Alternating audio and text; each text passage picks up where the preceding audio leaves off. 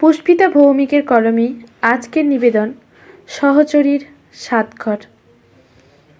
মাত্র 1 সপ্তাহ হলো বিয়ে হয়েছে। শ্বশুরবাড়িতে এসেছে সহচরী।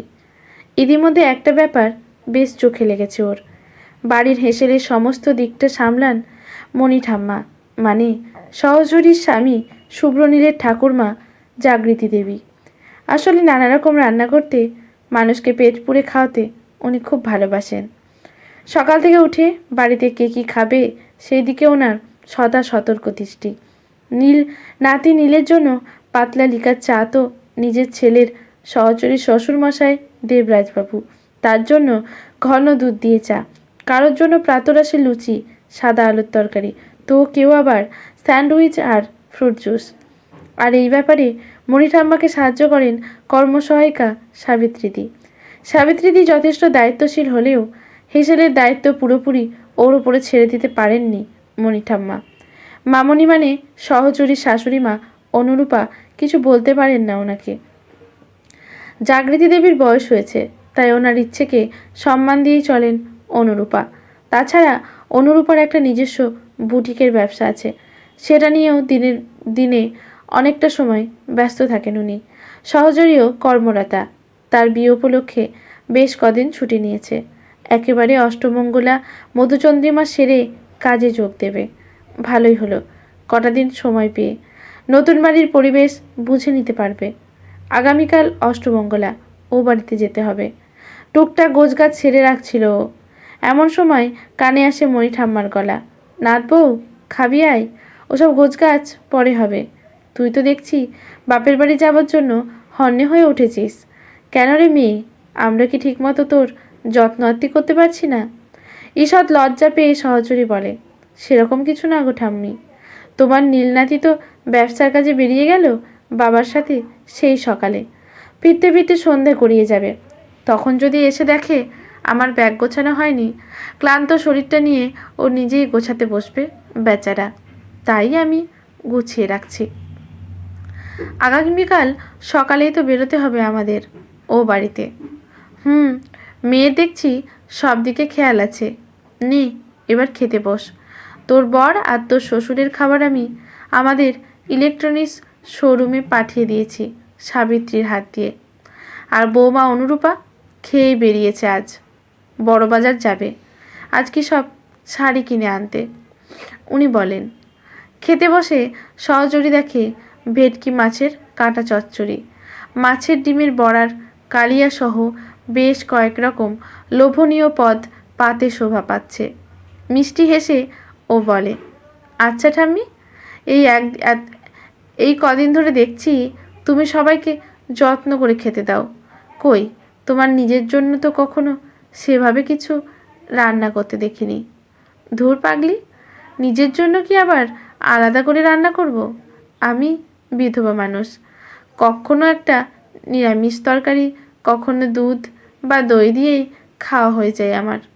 তোদের খাইয়েই আমার শান্তি, বলেন জাগৃতি দেবী।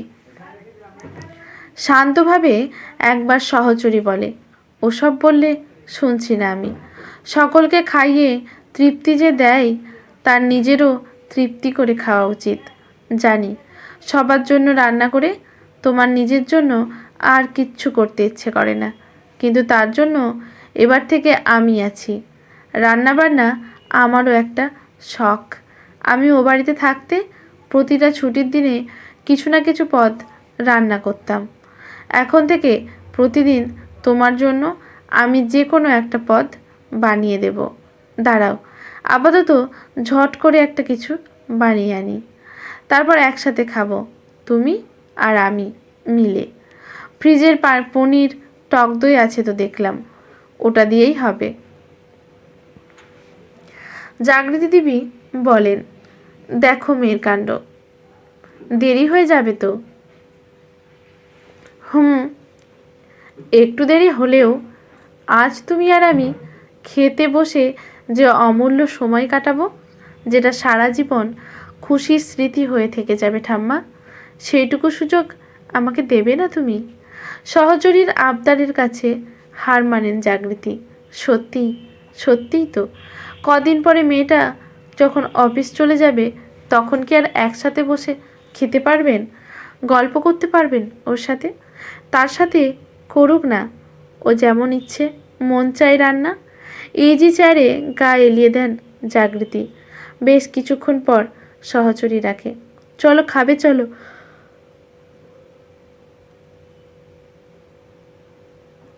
ভাত বেড়ে দিয়েছি ঠাম্মা।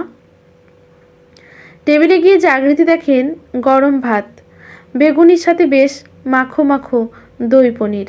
অল্প মুখে দিয়ে চোখটা বন্ধ হয়ে আসে ওনার।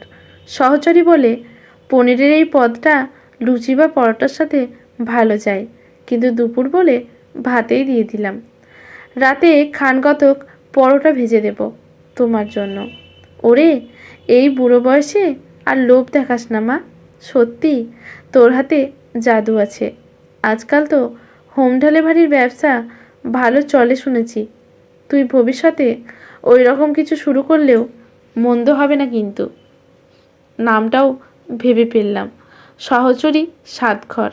কেমন বলেন জাগৃতি। পারফেক্ট বলেই খিলখিল করে হেসে ওঠে সহচরী। খাবার টেবিলে আড্ডায় মেতে ওঠে দুই অসমবয়সী নারী।